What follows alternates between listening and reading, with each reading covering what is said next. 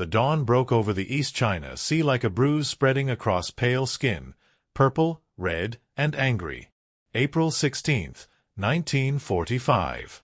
The USS Laffey, a Sumner-class destroyer bearing hull number DD-724, cut through the dark waters 30 miles north of Okinawa, her bow slicing the waves with the mechanical precision of a vessel built for war.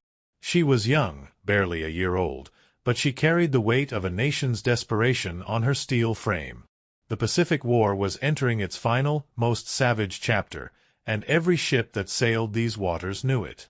Commander Frederick Julian Beckton stood on the bridge, his weathered hands gripping the cold metal railing. At 43, he looked older. The war had aged them all. His eyes, sharp and gray as the ocean before a storm, scanned the horizon with the practiced vigilance of a man who had seen what Japanese desperation looked like. The kamikazes had changed everything. These weren't pilots trying to return home. These were men transformed into guided missiles, their planes loaded with explosives, their minds fixed on a single terrible purpose: to die taking Americans with them. "Radar Picket Station 1, Beckton muttered to himself, the words tasting like ash. Station 1. The most exposed position in the entire fleet. The first line of defense. The sacrificial lamb. Command had placed the Laffey here to serve as an early warning system for the massive invasion fleet anchored off Okinawa's shores. When the enemy came, and they would come, the Laffey would see them first. And the Laffey would die first. Below decks, the crew moved through their morning routines with a mechanical efficiency born of countless repetitions. In the galley, 19-year-old seaman Robert Johnson from Nebraska poured coffee that tasted like battery acid and wondered if he'd see his 20th birthday. In the forward gun mount, gunner's mate Tom Fern from Philadelphia checked and rechecked the 40mm Bofors ammunition feeds, his fingers working automatically while his mind wandered home to a girl named Sarah who'd promised to wait. In the engine room, 3 stories below the waterline, Chief Machinist's mate Claude Rains from Louisiana monitored the twin turbines that could push the Laffey to 34 knots, fast enough to run, but they wouldn't run. Not today. Not ever. The intercom crackled. "This is the captain." Beckton's voice filled every compartment, every passageway, every corner of the ship. 330 men stopped what they were doing and listened. "We're on radar picket duty at Station 1. Intelligence reports heavy enemy air activity expected today. Could be dozens. Could be hundreds. Some of you have been with me since we left Seattle. Some of you just joined us at Pearl. Doesn't matter. What matters is this: we're the wall. Behind us is the fleet. Behind them is the landing force. Behind them is home. The enemy wants to break that wall. Our job is to not let them." Silence hung in the air for 3 heartbeats. Then Beckton continued, his voice harder, colder. "If it gets bad, and it will get bad, no one abandons ship without my direct order. We fight this vessel until she can't fight anymore. And if she can't fight, we keep her afloat. We don't give up. We don't quit. We're the United States Navy, and we don't know how to do anything else. That is all." The intercom clicked off. In the cramped crew quarters, men exchanged glances. Some faces showed fear. Some showed grim determination. Most showed nothing at all, the blank mask of men who had made peace with their mortality. They understood what Beckton had really said: "Today, we might die. But we'll die fighting." At 0740 hours, the morning sun climbed higher, burning off the early mist. The sea turned from black to deep blue, beautiful and utterly indifferent. 2 support vessels accompanied the Laffey on picket duty, LCS L-51 and LCS L-116, small landing craft converted to gunships, bristling with 40mm guns and rockets.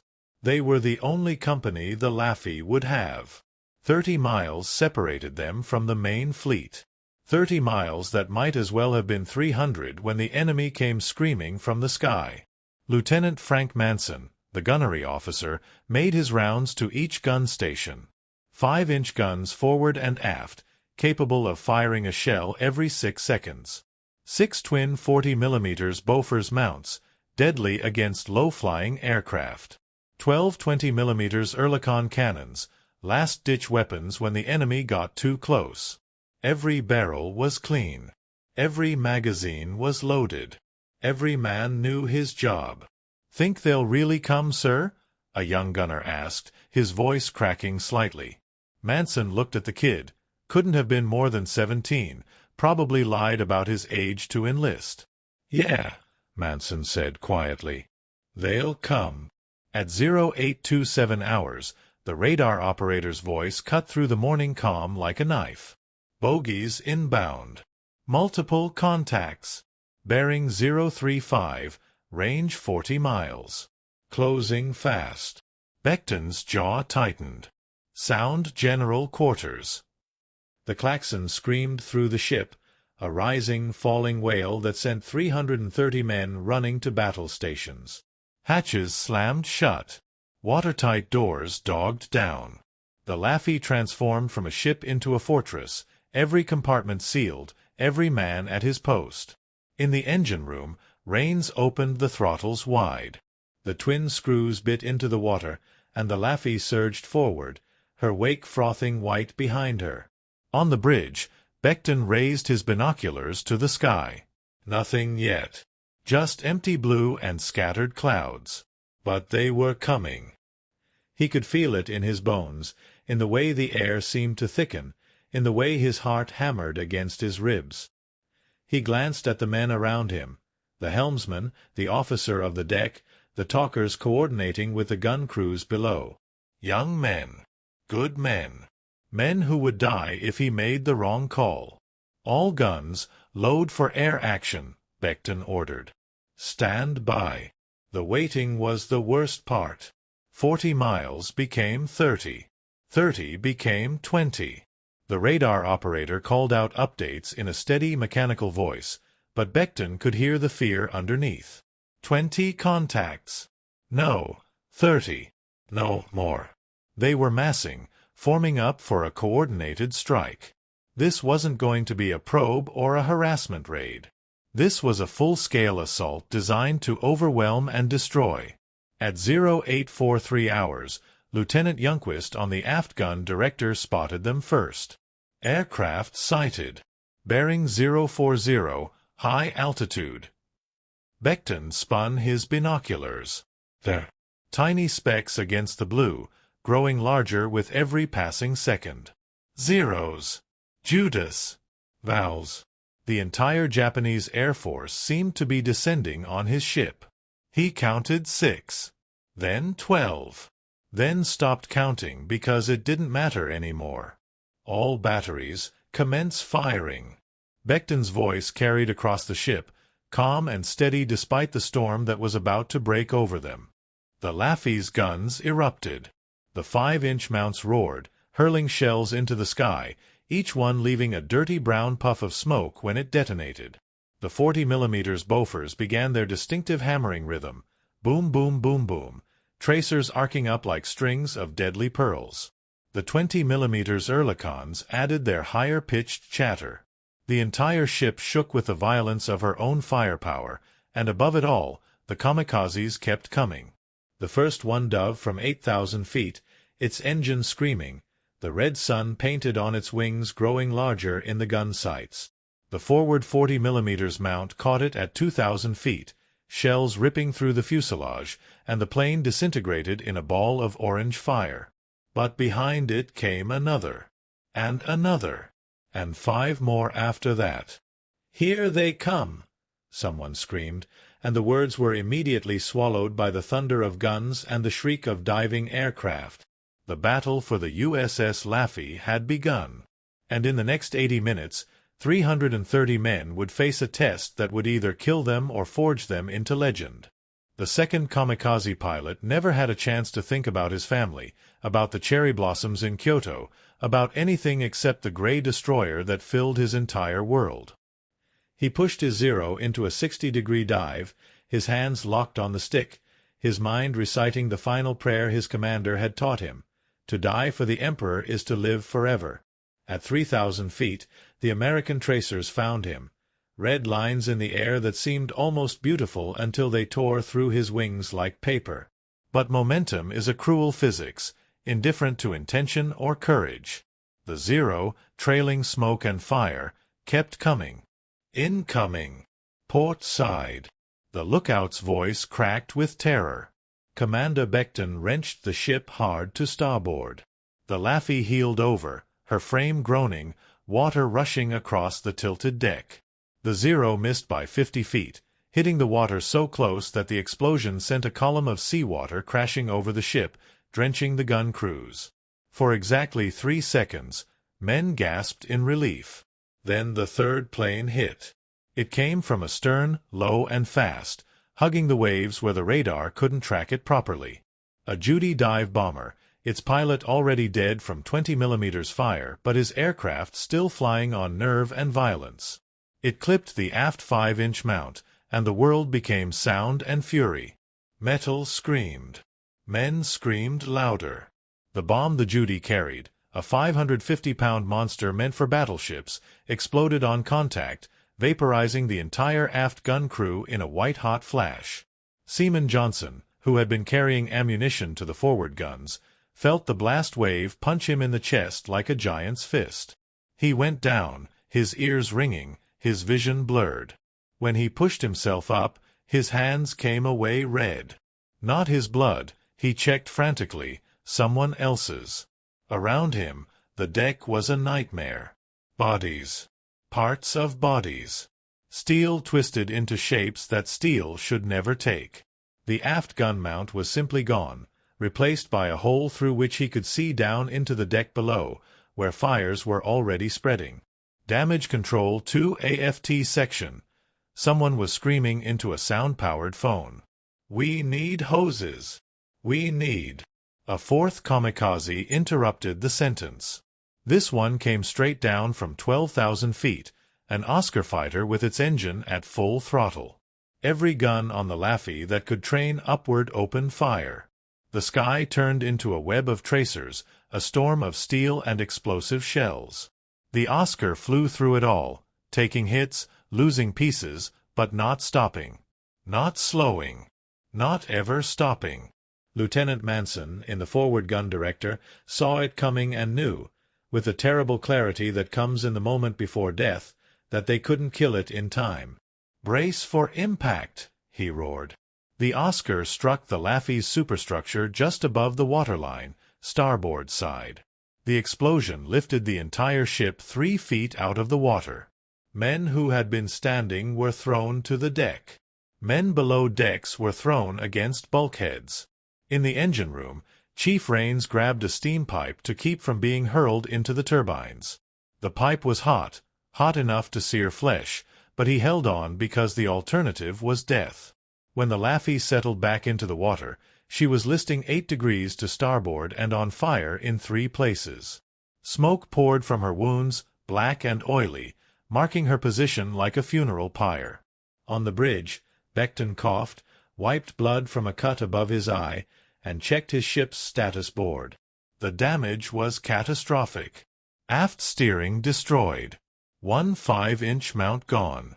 2 40mm mounts knocked out. 40 men dead or wounded in the first 4 minutes.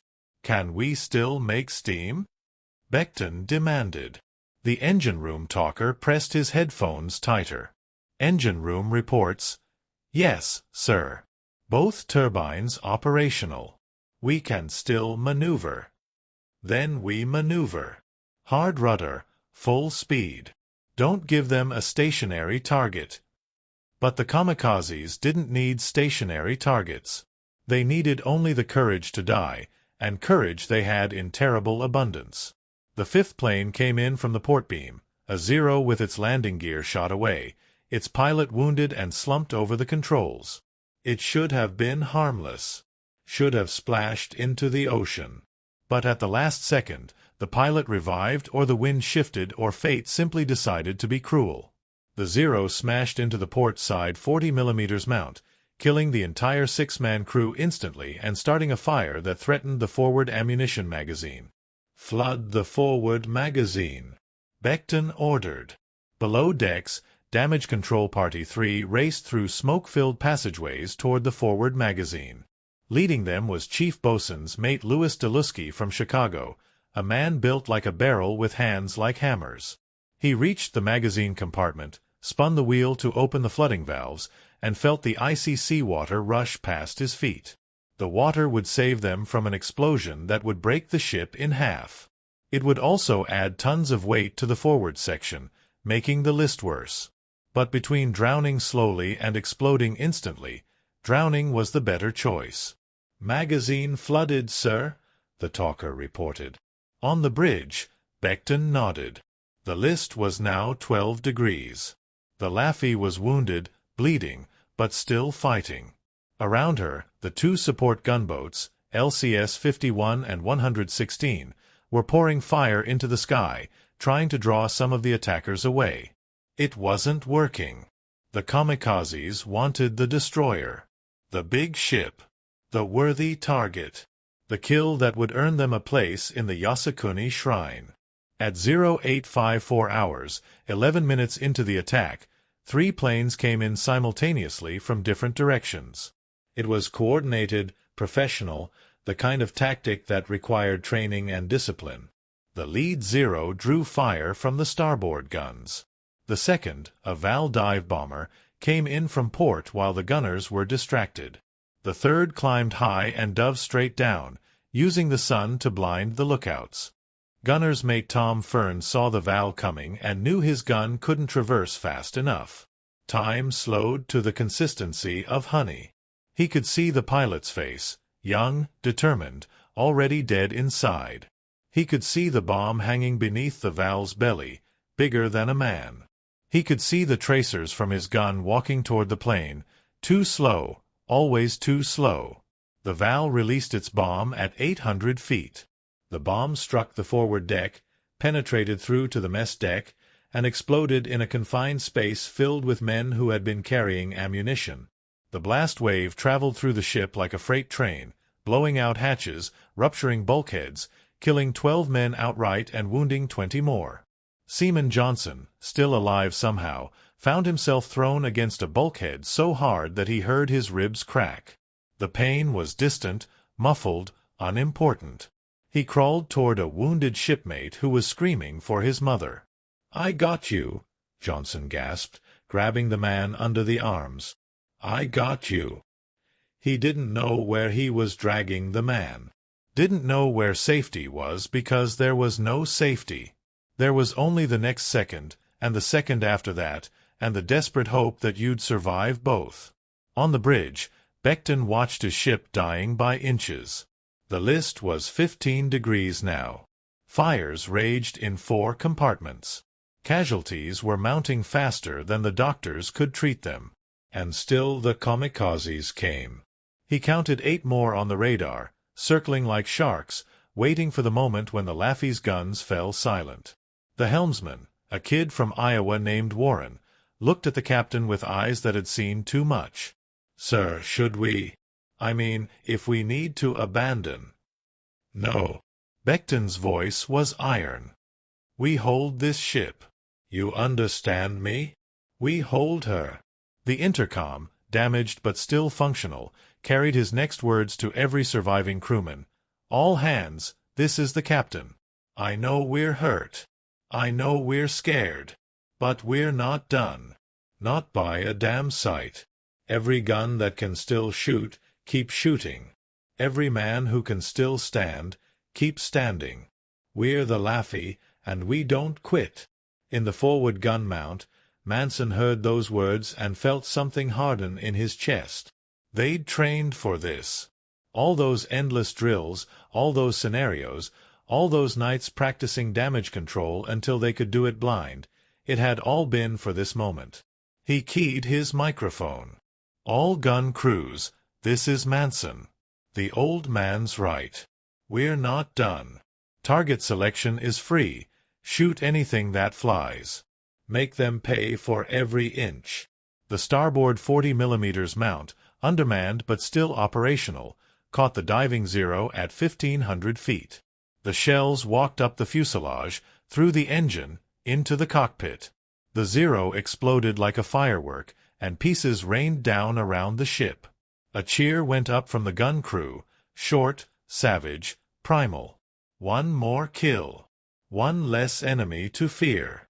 But the seventh plane was already diving, and the eighth was right behind it, and somewhere on the horizon more were gathering. The radar operator, his voice now hoarse from shouting, called out new contacts. Additional bogies. Bearing 090. 30 contacts. No. 40. Becton closed his eyes for half a second. 40 more. They'd faced 7 and were half destroyed. How could they possibly survive 40 more?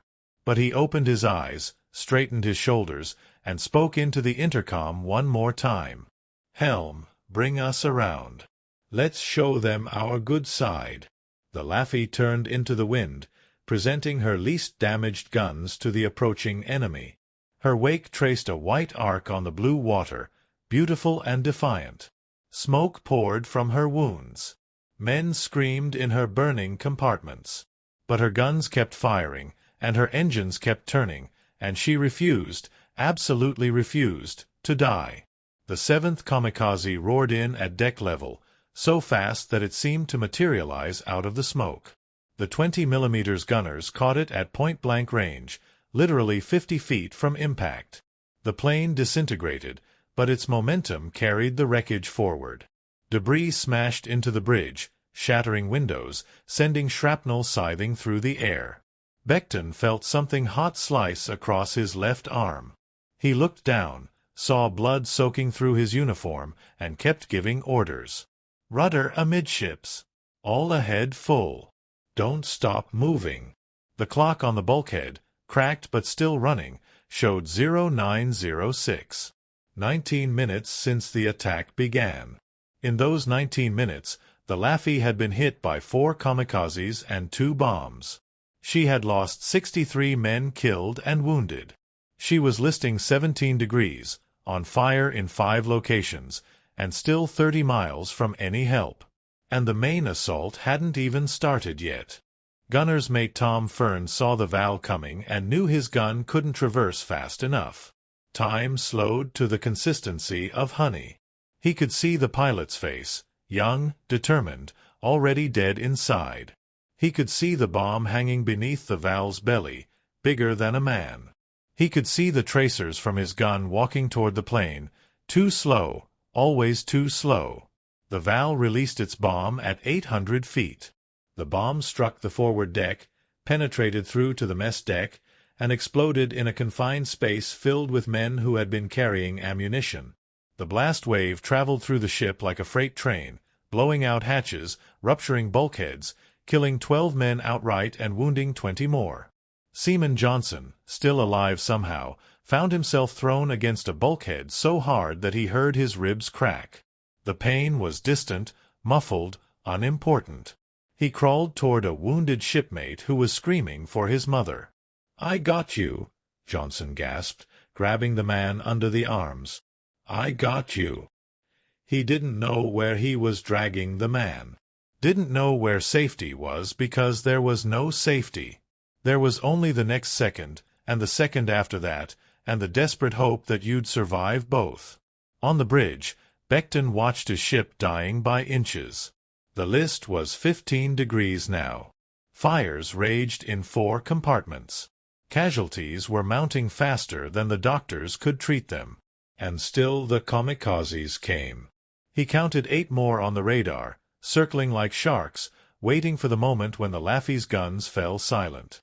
The helmsman, a kid from Iowa named Warren, looked at the captain with eyes that had seen too much. "Sir, should we? I mean, if we need to abandon." "No." Becton's voice was iron. "We hold this ship. You understand me? We hold her." The intercom, damaged but still functional, carried his next words to every surviving crewman. "All hands, this is the captain. I know we're hurt. I know we're scared. But we're not done. Not by a damn sight. Every gun that can still shoot, keep shooting. Every man who can still stand, keep standing. We're the Laffy, and we don't quit. In the forward gun mount, Manson heard those words and felt something harden in his chest. They'd trained for this. All those endless drills, all those scenarios, all those nights practicing damage control until they could do it blind, it had all been for this moment. He keyed his microphone. "All gun crews, this is Manson. The old man's right. We're not done. Target selection is free. Shoot anything that flies. Make them pay for every inch."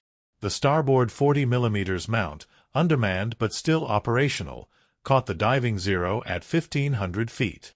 The shells walked up the fuselage, through the engine, into the cockpit. The Zero exploded like a firework, and pieces rained down around the ship. A cheer went up from the gun crew, short, savage, primal. One more kill. One less enemy to fear. But the 7th plane was already diving, and the 8th was right behind it, and somewhere on the horizon more were gathering.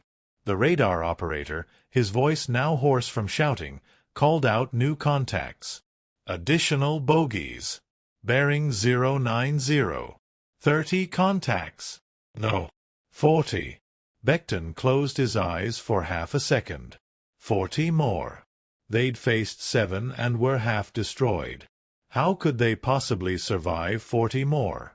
But he opened his eyes, straightened his shoulders, and spoke into the intercom one more time. "Helm, bring us around. Let's show them our good side."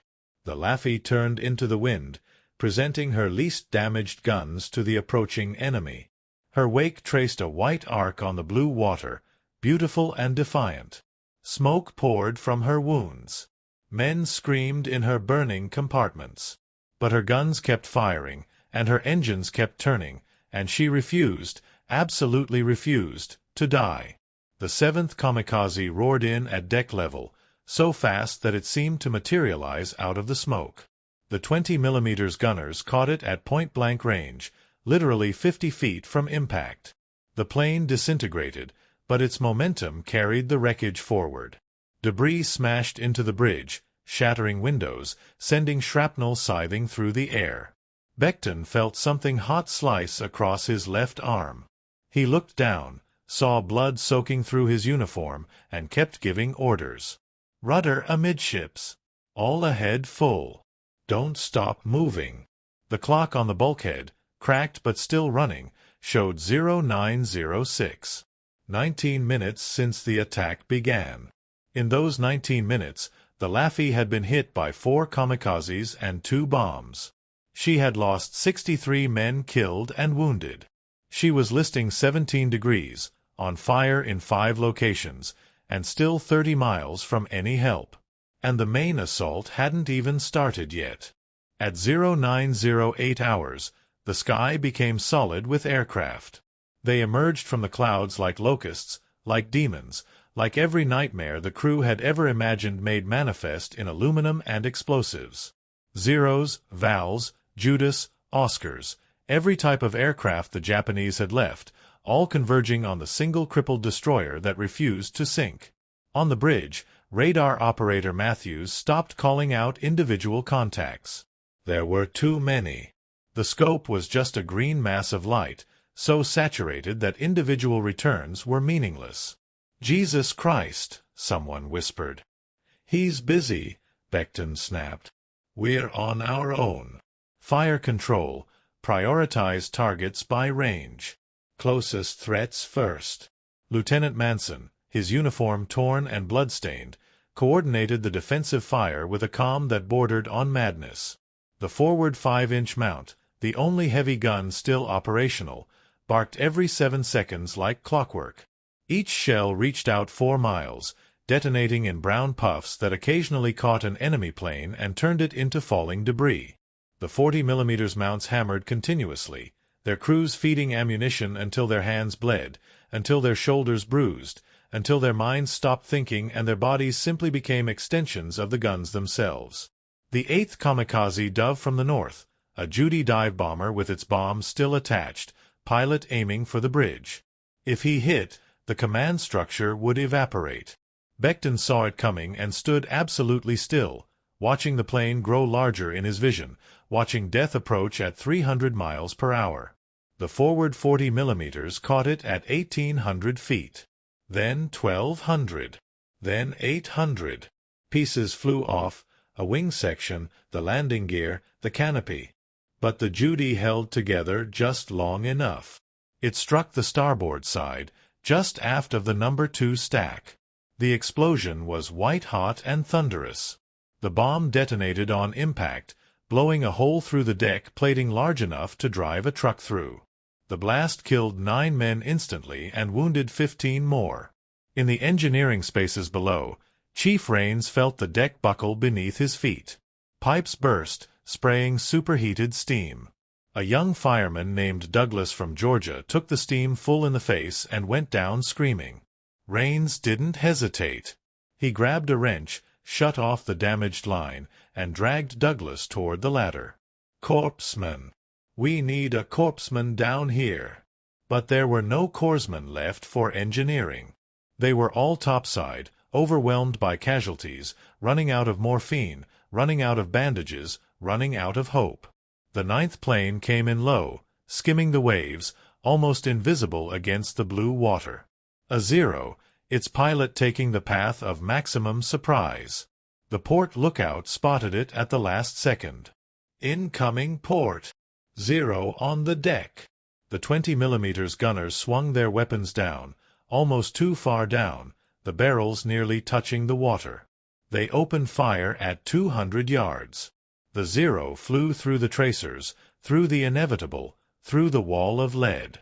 30 yards from impact, it caught fire. 20 yards, it was fully engulfed. 10 yards, and the pilot was certainly dead. But dead men can still fly for a few more seconds, and seconds were all it took. The 0 struck the waterline, port side, just above the keel. The explosion punched through into the forward engine room. Seawater poured in like a broken dam, mixing with oil, with blood, with the desperate efforts of men trying to plug holes that couldn't be plugged. The list increased to 22 degrees. The Laffey was heeling over so far that men on the port side had to climb uphill to move forward. "We're taking on too much water," the damage control officer reported, his voice breaking. "Forward compartments flooding. Recommend we—" "Recommend nothing," Becton interrupted. "Counter-flooding. Flood the starboard side compartments. Balance her out. Sir, that's our reserve buoyancy. If we flood those compartments and take any more hits, then we sink level instead of rolling over. Do it." The order went out. Below decks, men opened valves that let the ocean into their ship, adding thousands of tons of water to compartments that were meant to stay dry. It was insanity. It was also the only way to keep the Laffey from capsizing. The list decreased to 18 degrees. Still bad. Still possibly fatal. But better. At 0918 hours, 3 planes attacked simultaneously from different quadrants. It was the tactic they'd been dreading. Coordinated strikes from multiple directions that split the defensive fire, that forced impossible choices. Manson had to pick. Which one gets through? Which one kills us? He chose the Val coming from astern because it was the closest. Aft guns. Target bearing 005. The aft 40 millimeters, undermanned, half destroyed, but still fighting, traversed toward the Val. They caught it at 900 yards. Good hits. The Val broke apart, tumbling into the ocean. Victory. But that meant the Oscar coming from the port beam flew unopposed for 7 crucial seconds. 7 seconds of freedom from defensive fire. 7 seconds to close from 1,500 yards to 600. By the time the port guns reacquired, it was too late to kill the plane. They could only wound it, and wounded kamikazes were sometimes more dangerous because they were unpredictable. The Oscar, trailing smoke, its pilot either dead or dying, smashed into the port side 40 millimeters mount in a ball of flame. The explosion threw bodies into the air like rag dolls. Seaman Johnson, who had somehow survived every attack so far, was thrown across the deck for the third time. He landed on his broken ribs, and the pain was so intense that he vomited. But through the agony, he saw something that made his blood freeze. The fire from the Oscar was spreading toward the ammunition locker. If that ammunition cooked off, the entire forward section of the ship would explode. Johnson crawled toward the locker. Every movement was agony. His ribs screamed. His lungs burned. But he kept crawling because the alternative was unthinkable. He reached the locker, grabbed a fire extinguisher with hands that no longer felt like his own, and sprayed white foam onto the flames. It wasn't enough. The fire was too big, too hot, too hungry. But then another sailor appeared, Petty Officer Martinez from Texas, with another extinguisher. Then another man, and another, until 6 sailors were fighting that fire with everything they had. The flames died. The ammunition didn't explode. 6 men collapsed on the deck, gasping, burned, broken, but alive. On the bridge, Becton watched another wave of planes forming up for attack runs. He counted 6. No, 8. The radar operator was calling out new contacts, more planes inbound from the west. This wasn't going to end. It was never going to end. They would keep coming until the Laffey sank or until there were no more planes in the sky. And from the numbers on the radar, it looked like the sky had an infinite supply. The intercom crackled. It was Chief Rains from engineering, his voice barely audible over the sound of screaming metal and rushing water. "Captain, we're losing steam pressure. We've got leaks in 3 main lines. I can give you maybe 15 knots, but we're going to lose propulsion soon." 15 knots. That was barely fast enough to dodge a bicycle, let alone a diving aircraft. Becton felt the ship shudder beneath his feet as another explosion, distant, on one of the support gunboats, lit up the horizon. LCS-51 was burning. They were all burning. The entire world was burning. "Do what you can, Chief," Becton said quietly.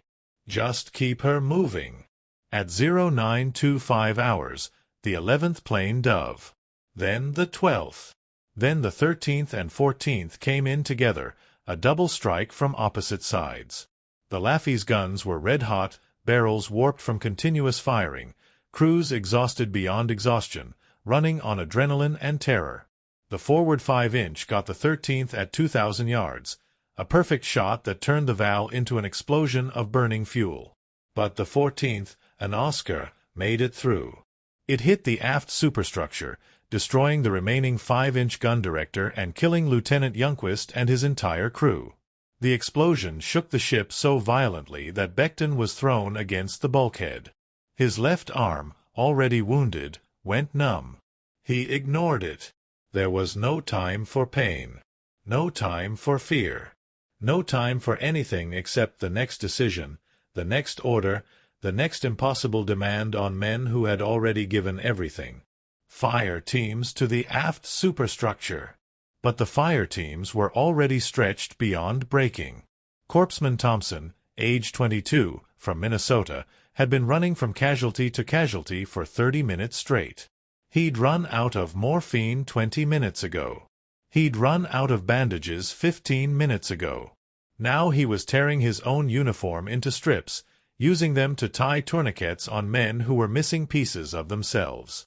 One sailor, he didn't even know the kid's name, was calling for his mother. Thompson held his hand while the kid died, whispering lies about how everything would be okay, how the kid would see his mother again, how this was all just a bad dream. When the kid stopped breathing, Thompson closed his eyes, said a prayer he didn't believe anymore, and moved to the next casualty. There was always a next casualty. At 0933 hours, radar reported additional contacts. 25 planes, inbound from the northeast. Becton felt something break inside his chest, not physically, but something deeper, some reservoir of hope or faith that he'd been drawing on since the attack began. They couldn't survive 25 more. The math was simple and brutal. They had maybe 4 functioning gun mounts left. They were listing 20 degrees. They were on fire in 8 places. They had lost over 100 men killed and wounded. The ship was dying by inches, and now came 25 more ways to die. He keyed the ship-wide intercom one more time. His voice, when it came out, was hoarse and cracked. "All hands. This is the captain. I won't lie to you. It's bad. It's going to get worse. But I'm asking you, begging you, don't give up. Not yet. Not while we can still fight. Not while we can still stand. If we go down with our flags flying and our guns firing. We're the Laffy, and that means something. That has to mean something." In the forward gun mount, Manson heard those words and felt tears burn his eyes. Not from sadness. From something else. Pride, maybe. Or insanity. Or the simple recognition that they were all about to die together, and that dying together was better than dying alone. "You heard the old man," Manson said to his crew. "Feed those guns. Shoot straight. Make them remember us." The 15th plane dove at 0936. The 16th followed at 0937. The 17th came at 0939, and the 18th at 0941. They kept coming, and the Laffy kept fighting, and somewhere in that hell of fire and smoke and blood, 330 men made a decision that would echo through history. They chose to stay. They chose to fight. They chose honor over escape, duty over survival, sacrifice over surrender. And in making that choice, they transformed a dying ship into something immortal.